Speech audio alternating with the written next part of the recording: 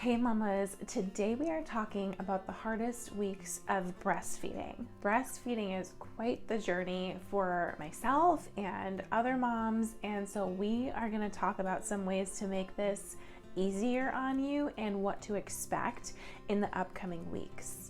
So as we know, breastfeeding is about more than just nourishing your baby. This is also about establishing a bond.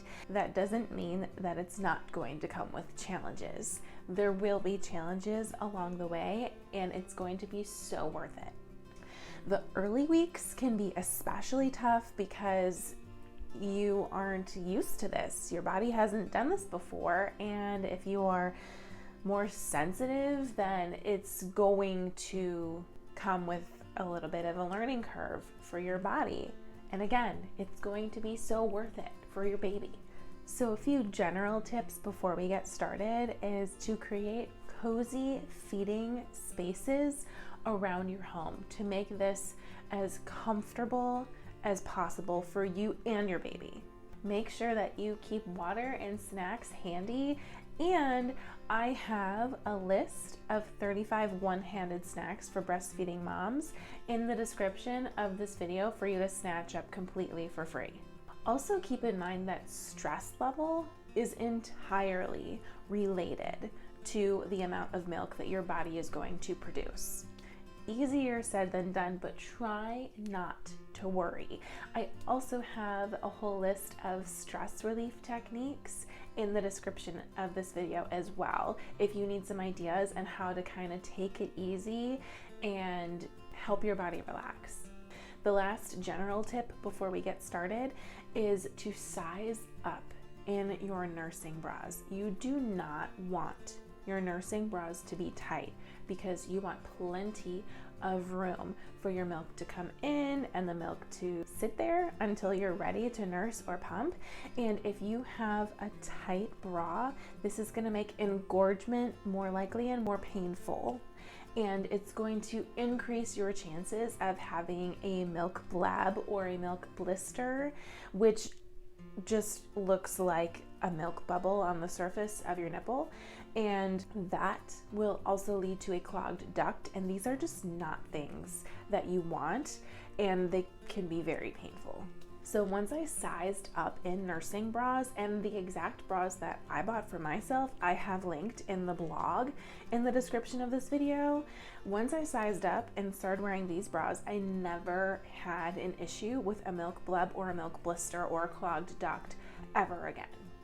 So week one, the issues that you can expect are possible latch problems, which in order to figure this out, I suggest trying different positions with your baby to see which position works the best for you and your baby working together. And if you really are at a loss, then asking a nurse or a pediatrician or a doula or an experienced mother, or you can bring in a full-on lactation consultant to figure out what the problem is and how to help your baby latch best. You can also expect sore nipples week one because this is probably not something that your nipples are used to. So it's going to come with a little bit of a learning curve. For me personally, nipple butter was huge during this time, and I coated that on, and the one that I used is also linked in the blog in the description of this video. And when the soreness got bad enough, I would also put on a sort of, I call them shields, but I guess a shell is a better way to describe it because a nipple shield is something different, which you could also try to use, but there are some other things that go with that, and depending on who you ask, it's not necessarily recommended to use a nipple shield. But when I say nipple shield, I'm talking about like a shell, a protective shell that goes in your bra over your nipple so that in between feedings and pumping, nothing is touching that skin. So your body gets a chance to recover from the feeding or the pumping. So the link for that, the one that I would use, is also in the blog in the description of this video. Milk supply is also something that a lot of moms struggle with week one, and I have an entire other blog and video dedicated to how you can increase your milk supply. So I'm going to put that in the description of this video as well. But just a couple key things from there. I personally took a fenugreek supplement and that helped me a lot, but that's very controversial. And you're also gonna wanna make sure that you are pumping on a very consistent schedule and not going more than like 3 hours in between pumping or feeding if you're having issues with supply. Also, hydration is huge. And hydration does not just mean drinking water. You want electrolytes. So this could just mean adding sea salt, or I think it's called Celtic salt, to your water with like lemon juice, and this will help a lot. I also, in the blog that I wrote specifically for boosting milk supply, at the very bottom of that one, there is a product that I really love to add to the water that tastes amazing and has electrolytes in it as well. So week 1 and throughout, you're gonna want to stay hydrated and nourished. And remember, there is that list of the 35 one-handed snacks for breastfeeding moms in the description of this video. And the other thing is you want to be resting as much as possible. This isn't even just for the breastfeeding aspect of it. This is also for the fact that you just gave birth. So you need rest. And especially with frequent wakings throughout the night with a newborn, you will want to sleep when baby sleeps most of the time at the beginning. You will get to a stage when you want to be doing some things for yourself while baby is sleeping, and that is totally okay. Remember that if you are tired, the best thing you can do for yourself and your baby is to sleep. So sleep when baby sleeps, most of the time at the beginning. And even once you have like a toddler, if you're tired, you can nap when your child is napping. So weeks 2 to 4 is when you may be trying to find patterns, maybe set a routine. Even if you do try to set a schedule, you still want to listen to your baby's hunger cues and feed on demand. Babies like to eat a little bit very frequently. So feeding on demand will help get an idea of what your baby is really needing and wanting.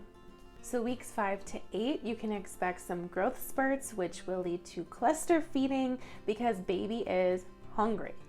So your milk is going to adjust to your baby's needs, and this cluster feeding and the growth spurts, it makes total sense that these come together because the cluster feeding is going to tell your body that you need to make more milk. And with your baby getting bigger, your baby is gonna need more milk. So that's kind of how that all goes together. And back to week 1 with the supply issues, power pumping is a thing that moms do where if you're trying to like increase your milk supply and baby maybe isn't nursing to the extent that you need baby to nurse in order to increase your supply, moms will power pump. They'll pump for 15 minutes and then rest, and then 10 minutes and then rest, and then 5 minutes. And so that signals cluster feeding to the body. It mimics cluster feeding to the body so that your milk supply will increase. So it's the same idea here when baby's actually cluster feeding because he or she is going through a growth spurt and will need more milk later.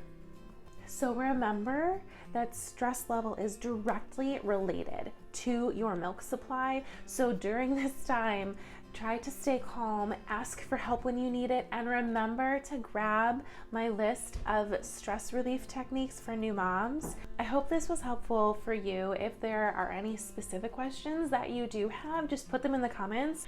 Do make sure that you check out the blog that goes with this video that's in the description, because there are a couple other blog posts that I've written that I've linked in that one that are totally related to things that we've talked about today. So if you're looking for more tips and maybe want some more detail, check out the blog and see if that helps you. So that's it for today, and I will see you next time.